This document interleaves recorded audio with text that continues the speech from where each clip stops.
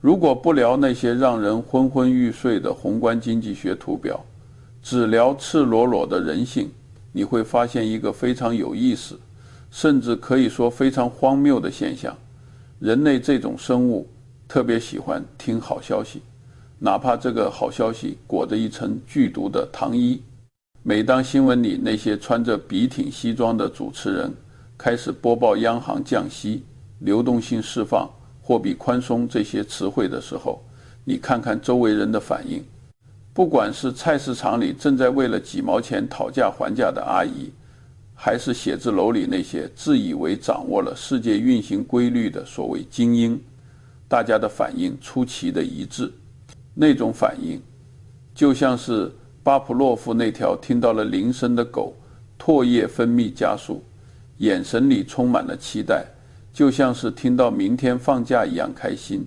所有的资产价格都在涨，股票账户变红了，房子估值变高了，好像全世界在一夜之间什么都没做就突然变富了。但是作为一个在市场里摸爬滚打了一辈子，见惯了无数次兴衰更替的99岁老头子，我想给这种热火朝天的气氛狠狠地泼一盆冷水。这盆水很冷，刺骨的冷，可能会让你打个哆嗦，但我希望它能让你从这种群体性的癫狂中清醒过来。这99年来，我得出一个完全违反直觉但却无比真实的结论：降息周期往往不是普通人翻身的机遇，而是收割中产阶级财富最隐蔽、最血腥的屠宰场。为什么这么说？总是反过来想，我们要总是反过来想。如果印钞票就能让大家变富，那人类早就消灭贫困了。事实恰恰相反，降息会制造一种极其逼真的海市蜃楼。在这个环境里，理智的人会被嘲笑成老古董，疯狂的人会被捧上神坛成为新偶像。你以为那是机会的大门向你敞开，其实那是陷阱的盖板刚刚被拿掉。今天我就想和你们像老朋友一样，坐在火炉旁，不搞那些虚头巴脑的学术词汇。我们不说那些商学院教授用来骗取学费的复杂理论，我们就实实在在地聊聊钱，聊聊人性，聊聊那个让我们又爱又恨的降息周期。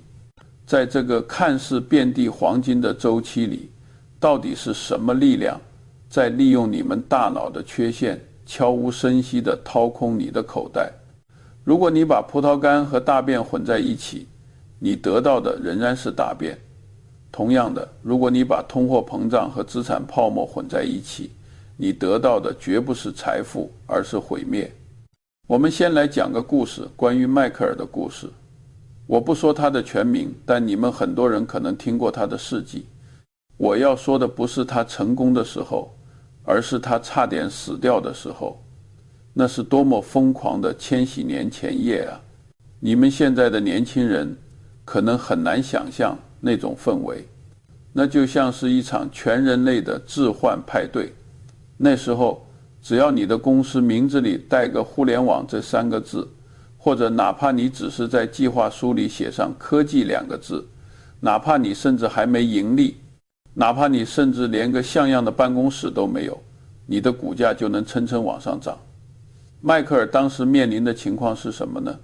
这让我想起了我在那个关于人类误判心理学的演讲里反复提到的社会认同倾向和超级反应倾向。1998年，迈克尔像个苦行僧一样，他辛辛苦苦做调研，一行一行地看那些枯燥的财务报表，精挑细选买出来的股票基金收益率只有12%，放在平时绝对是个好成绩，对吧？但在那一年，纳斯达克指数像吃了兴奋剂一样，一口气涨了40%，这种对比太惨烈了。这不仅仅是数字的差距，这是对人性的拷问。他的投资人坐不住了，一个个打电话来骂娘。迈克尔，你是不是老糊涂了？隔壁那个连大学都没毕业的小子，买科技股都翻倍了，你才赚这点，这就是你的价值投资，我看是垃圾投资。董事会也开始给他施压，那种压力是实打实的，如果不改变策略，那就卷铺盖走人。这就涉及到了另一种心理倾向，激励机制引起的偏见。如果一个人的饭碗依赖于某种愚蠢的行为，他就会不由自主地去执行这种行为，哪怕他知道那是错的。在那段日子里，迈克尔给我打了个电话，隔着电话线我都能听出他的焦虑，那种焦虑仿佛能顺着电话线爬过来咬人。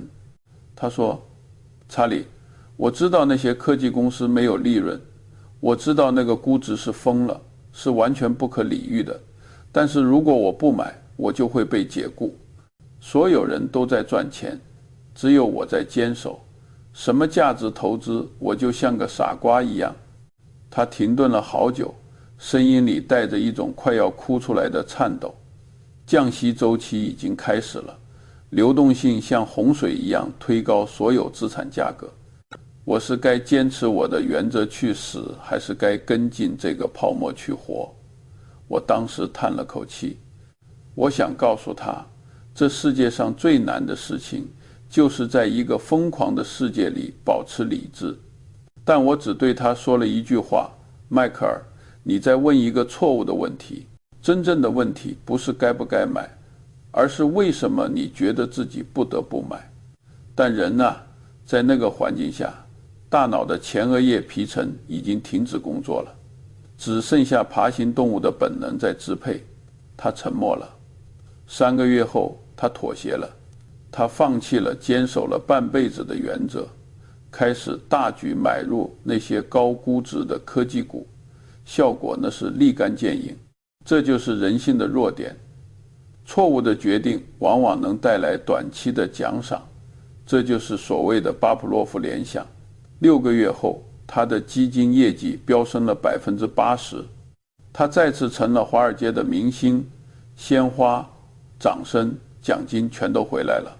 可是好景不长，时间来到2000年3月，泡沫终究是泡沫，是五彩斑斓的肥皂泡，一戳就破。科技泡沫破裂的那一刻，惨烈程度简直无法形容。迈克尔的基金在短短3个月内，把之前赚的钱全赔光了不说，还倒亏了70%。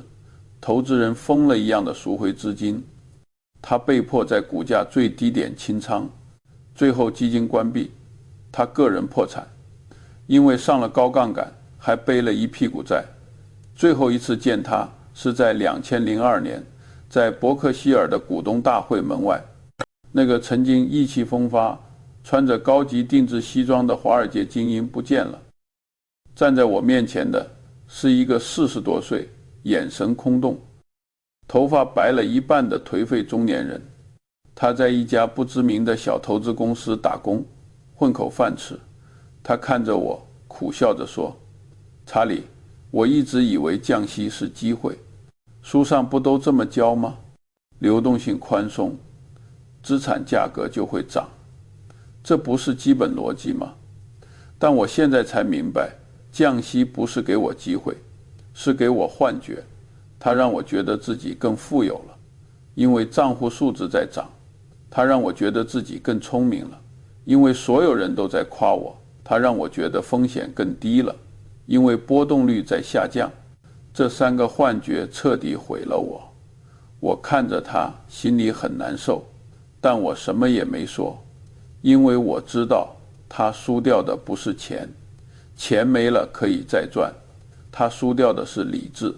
当一个人开始相信幻觉的时候，再高的智商，哪怕是180甚至200，也救不了他。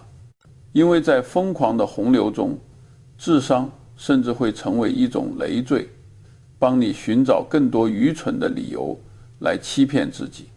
迈克尔提到的那3个幻觉，正是我今天想跟你们深聊的重点。这可是我在《穷查理宝典》里特别强调过的概念，也是我在漫长的一生中看到无数聪明人跌落神坛的根本原因。咱们先来拆解第一个幻觉，财富幻觉，或者叫货币幻觉。降息周期一开始，流动性宽松，钱多了，资产价格自然上涨，这就像水涨船高一样简单。你的股票可能涨了30%，你的房子可能涨了50%。你打开银行的应用程序或者股票账户，看着那一串变长的数字，你会觉得自己变富了，甚至开始规划环球旅行或者换辆豪车了。但朋友们，这真的是富有吗？反过来想，总是反过来想。在这个周期里，涨的不仅仅是你的资产，还有所有的商品价格。你的账户数字从100万美元变成了200万美元，翻倍了，好听吧？但是一个汉堡的价格可能从5美元涨到了8美元，一套你看中的房子从50万美元涨到了 100万美元。你的数字是翻倍了，但你这些钱能买到的东西，也就是你的真实购买力根本没变，甚至可能还缩水了。这就叫通胀幻觉。人类大脑有一个严重的缺陷，我们太不擅长处理通货膨胀这回事了。我们习惯用名义数字去思考，而不是用实际购买力。我们的大脑没有进化出处理复杂金融数学的模块，我们更像是在大草原上数狮子的原始人。在1970年代，我见过太多这样的所谓聪明人，他们买了收益率10%的债券，觉得自己赚大了，到处炫耀。但当时的通胀率是多少？是15%。名义上你赚了10%，实际上你的购买力亏了5%。这些人不是笨，他们只是被那个虚胖的数字给骗了。降息周期就是最容易产生这种幻觉的时候，因为所有的数字都在变大，你的账户、你的资产、你的财富看着都在膨胀。但真实的财富是购买力，不是那一串冷冰冰的数字。当你把名义收益当成真实收益的那一刻，你就已经输了。你就像是一只在温水里游泳的青蛙，觉得水温很舒服，却不知道锅底的火已经烧得通红。接下来是第二个幻觉，能力幻觉。这个幻觉更要命，因为它会滋生傲慢，而傲慢是毁灭的开始。在降息周期的大牛市里，真的是买什么都赚，买科技股涨，买房地产涨，买那些听都没听过的虚拟货币更是暴涨。这个时候你会产生一种错觉，你会觉得自己简直就是投资天才。你会想，哎呀，原来我也挺有天赋的嘛。你开始给身边的朋友提建议，在饭桌上高谈阔论，甚至开始写投资心得，教别人怎么赚钱。你甚至会觉得巴菲特和我那个老搭档芒格那一套价值投资太保守了，太过时了，简直就是博物馆里的老古董。但这是幻觉啊，朋友，你赚钱不是因为你聪明，不是因为你眼光独到，仅仅是因为潮水在涨。谁站在潮水里都会被拖起来，哪怕是一只死猪。我和沃伦在2020年的股东大会上就说过一句话，那句话后来被很多人引用，但也很快被很多人遗忘。在牛市里，所有人都觉得自己是天才，但只有当潮水退去，你才知道谁在裸泳。回想一下2008年降息周期刚开始的时候，市场狂欢了半年。那时候多少所谓的民间股神、投资大师横空出世，展示着自己惊人的战绩。结果呢，1年后雷曼兄弟破产，市场暴跌50%。那些大师们去哪儿了？全都消失了。他们的天赋去哪儿了？被狗吃了吗？答案很简单，那从来都不是天赋，那是幻觉。真正的投资能力从来不是看你在牛市里能赚多少，而是看你在熊市里能不能不亏钱，能不能活下来。当你在降息周期里赚到钱的时候，千万别觉得自己变聪明了，你只是运气好，站在了潮水涨的那一边而已。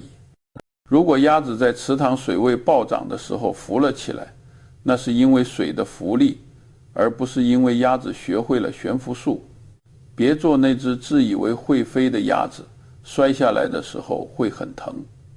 第三个幻觉叫安全幻觉。降息周期里还有一个特点，就是市场波动率往往会下降，股票不再上蹿下跳，而是呈现出一种稳步上涨的态势。你的账户每天都在增长，没有什么大的回撤。这时候你会产生一种极其危险的错觉，你觉得风险降低了，既然风险低了，收益又好，那为什么不加杠杆呢？于是你开始借钱炒股，开始满仓操作，开始把父母的养老钱、孩子的教育金都投进去，因为看起来很安全嘛，每天都在涨。但这是最致命的幻觉，低波动绝对不等于低风险。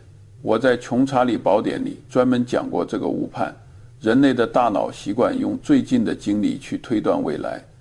如果最近3个月没有老虎吃人，我们就会认为这片森林以后也不会有老虎，这就是安全的。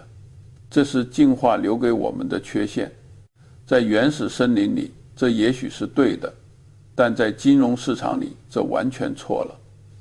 在金融市场，长时间的低波动往往意味着风险正在像高压锅一样积累，就像地震前的宁静，火山爆发前的死寂。2007年次贷危机爆发前夕，市场波动率创下了历史新低。所有人都觉得这次不一样了，我们已经学会了控制风险，系统性风险已经被消除了。当时高盛的风险模型显示，市场崩盘的概率是25个标准差事件。懂统计学的朋友知道25个标准差意味着什么？意味着宇宙毁灭都不一定能发生一次，也就是说几乎不可能发生。结果呢，仅仅1年后，雷曼破产，全球金融体系差点崩溃。那个25个标准差事件，它就实实在在地发生了，不是模型算错了，是前提假设错了。他们以为低波动意味着低风险，但其实低波动只是暴风雨前的宁静。那些相信低波动就是安全的傻瓜，最后都被炸得粉身碎骨，因为他们在火药桶上点了一根雪茄，还觉得自己很优雅。说到这儿，我想告诉你们一个更深层的真相。这个真相，大多数投资书籍里都不会写，但它却是最可怕的。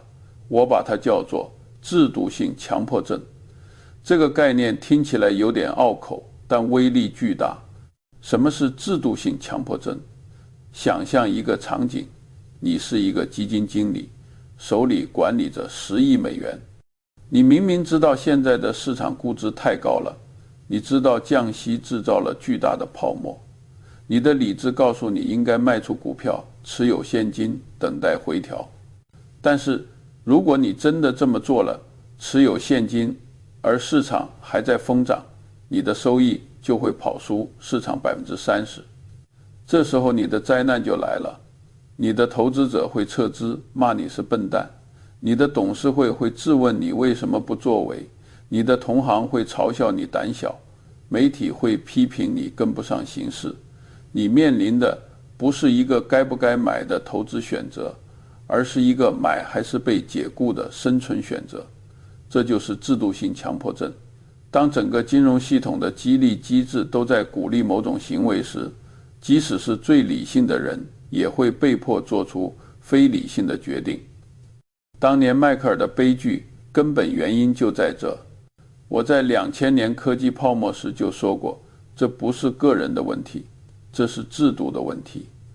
当所有人都被迫做同一件事时，灾难就不远了。降息周期就是最大的制度性强迫症陷阱。为什么？因为降息改变了整个系统的激励机制，它制造了3层强迫。第一层是流动性强迫，降息意味着现金收益归零。如果你持有现金，你每年就要亏损 5% 的通胀。如果你买安全的国债，收益只有 2%， 扣除通胀还是负收益。系统在强迫你想保值吗？那你就必须去冒险买资产。第二层是比较强迫，这也要归功于人性的弱点——嫉妒。嫉妒是七宗罪里唯一让你一点乐子都找不着的罪恶。你的邻居买股票赚了 50%， 换了新车；你的同事买房赚了 80%， 搬了大得多的房子；你的朋友投资虚拟货币翻了3倍，天天在朋友圈晒这种巨大的心理落差。系统在强迫你，你也必须跟进，否则你就是那个被时代抛弃的傻瓜。第三层是职业强迫，就像刚才说的，如果你是基金经理，跑输市场就会被解雇；如果你是企业财务官，不拿钱去投资扩张，就会被董事会质疑；如果你是个人投资者，持有现金，就会被配偶嘲笑保守。系统在强迫你必须表现，否则就会失去位置。这3层强迫叠加在一起，就形成了一个巨大的引力场。即使你知道前面是悬崖，你也会被身后的人推下去。这就是为什么降息周期开始时最危险，不是因为降息本身有问题，而是因为降息创造了一个系统性的强迫环境。在这个环境里，理性变成了劣势，谨慎变成了错误，等待变成了惩罚。当所有人都被迫做同一件事时，那就不再是机会，而是陷阱。羊群效应最可怕的不是羊群本身，而是悬崖就在前方，而所有的羊都在奔跑，因为停下来就会被踩死。那么作为普通人，我们该怎么办？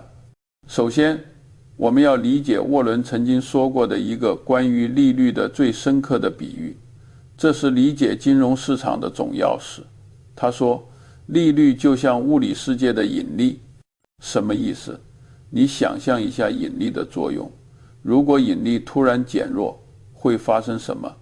地球上所有东西都会飘起来，房子、车子、人、动物，所有有质量的东西都会离开地面，飘向天空。看起来很美好，对不对？自由飞翔，摆脱束缚。但问题是，引力减弱不会永远持续。当引力恢复正常的那一刻，会发生什么？所有飘在天上的东西都会掉下来，而且飘得越高，摔得越惨。利率就是金融世界的引力。当利率降低，所有资产都会飘起来，股票涨，房子涨，债券涨，黄金涨，连那些只有空气的虚拟资产都涨。看起来很美好，所有人都觉得自己更富有了。但问题是，低利率不会永远持续。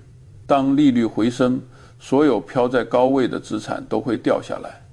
这不仅仅是经济规律，这是物理规律。我们在那篇1999年的文章里警告过，如果利率永远保持在这个水平，那股票价格还算合理。但如果利率上升，那将是一场灾难。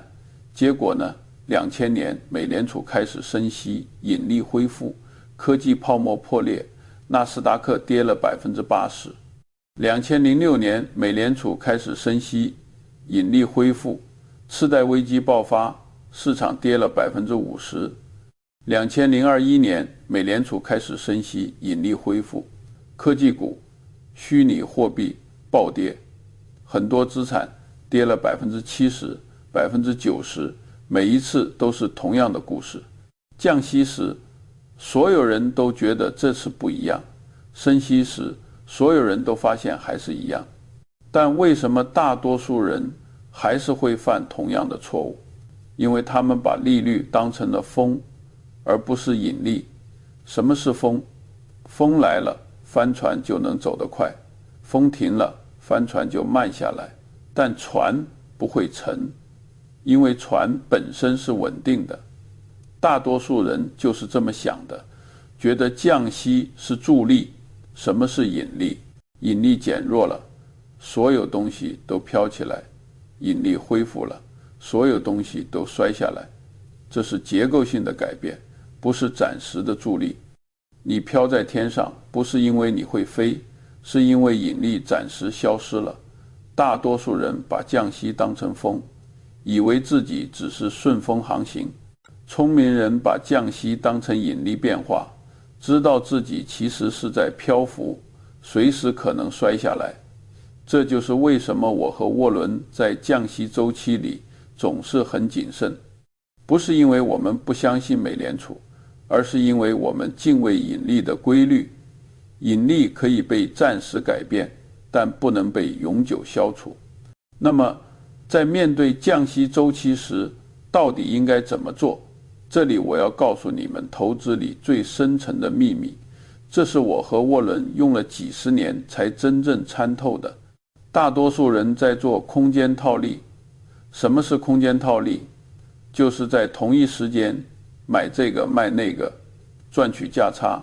比如买科技股，卖传统股，买增长型，卖价值型。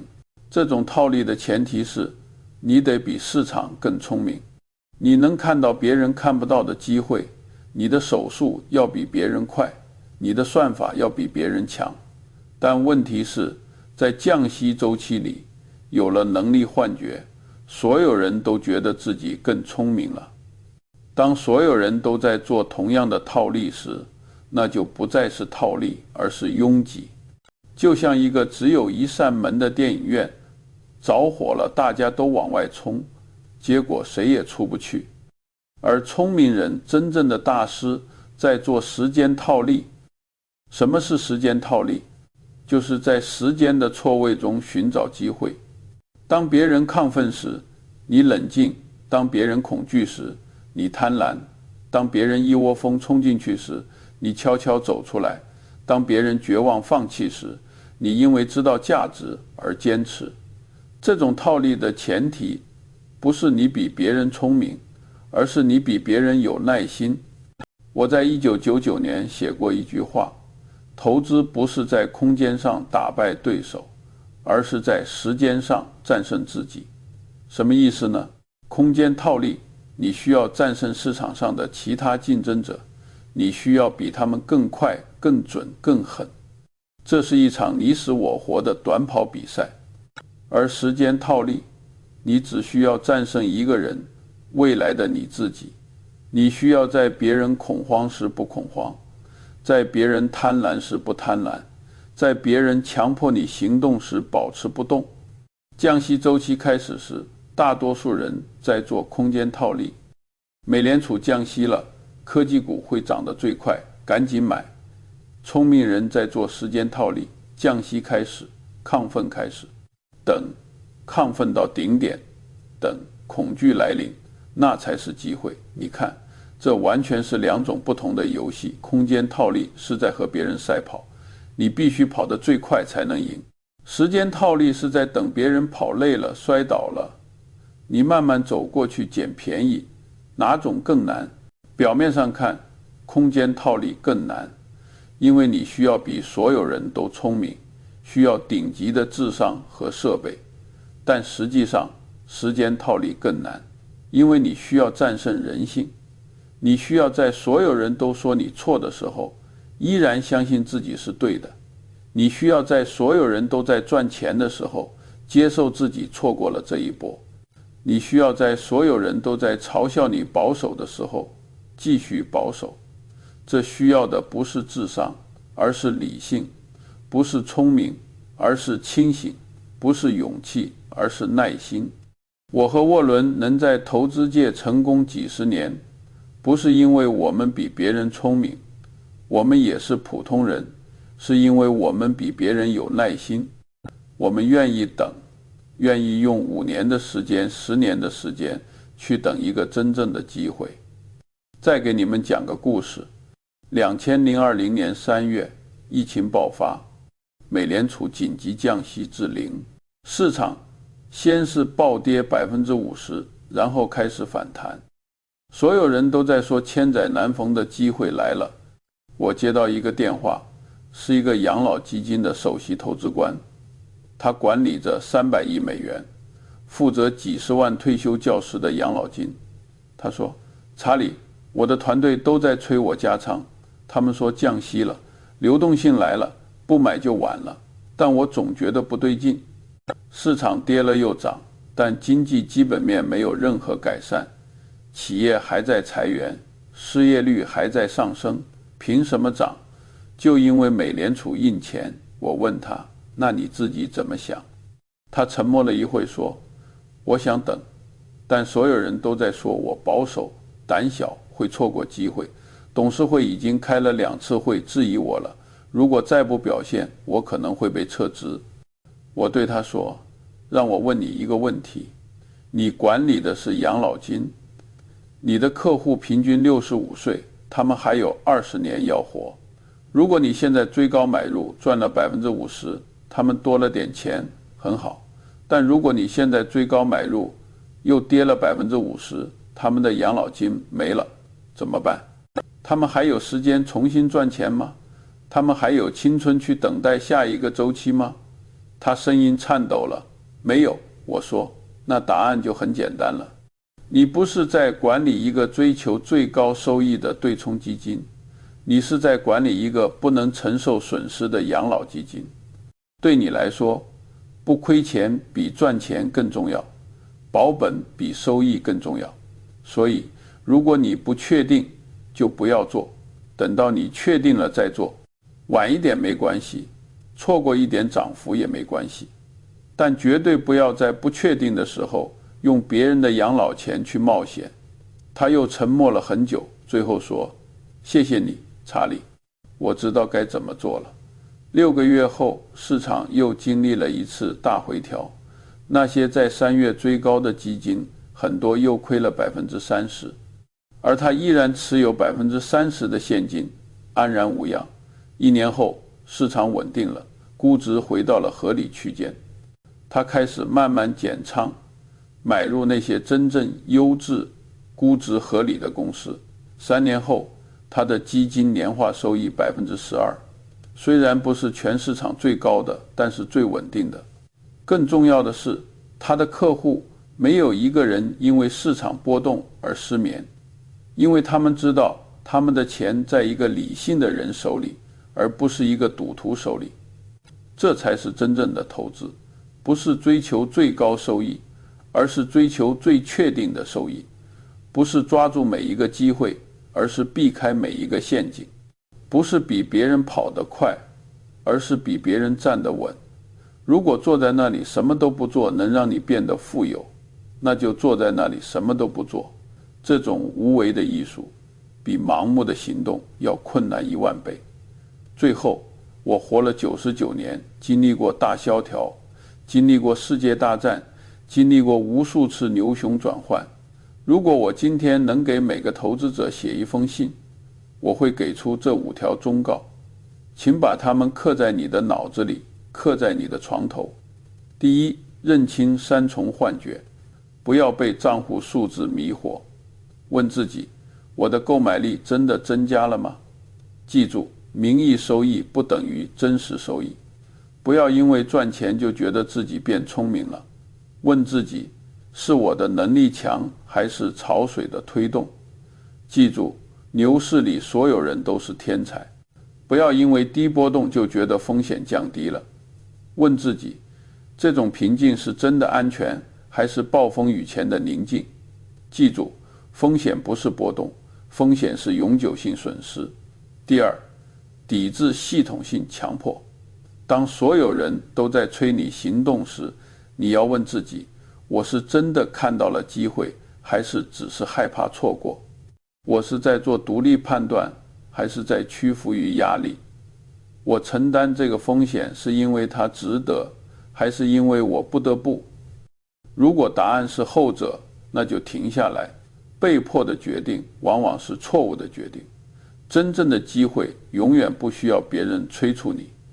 第三，做时间套利，不做空间套利。不要问降息了什么会涨最快？不要问现在该买什么板块，要问现在有什么被低估了，市场在恐惧什么？我能从这种恐惧中获利吗？如果市场再跌50%，我持有的东西我还能睡得着觉吗？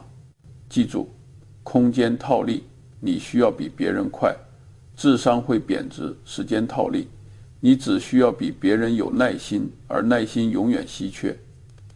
第四，理解利率的本质，时刻记住，利率是引力，不是风，降息不是机会的开始，而是幻觉的开始。真正的机会在恐惧的顶点，不在政策的起点。当美联储降息时，不要急着冲进去，等一等，等市场从亢奋走向恐惧，等估值从荒谬回到合理，等那些真正优质的公司被市场错误的抛弃，那才是你的时机。第五，永远为意外保留弹药。我和沃伦有一个共同的习惯，永远不满仓。即使在2008年金融危机最严重的时候，我们账上还趴着400亿美元的现金。有人说这是资金利用率低，我说这是保命符。现金不是垃圾，现金是期权，它给你选择的权利。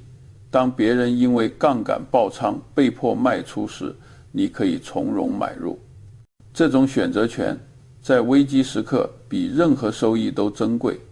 降息不是敌人，幻觉才是敌人。政策不是陷阱，人性才是陷阱。希望你们能听进去这番话，在下一个周期里做一个清醒的旁观者，而不是一个狂热的牺牲品。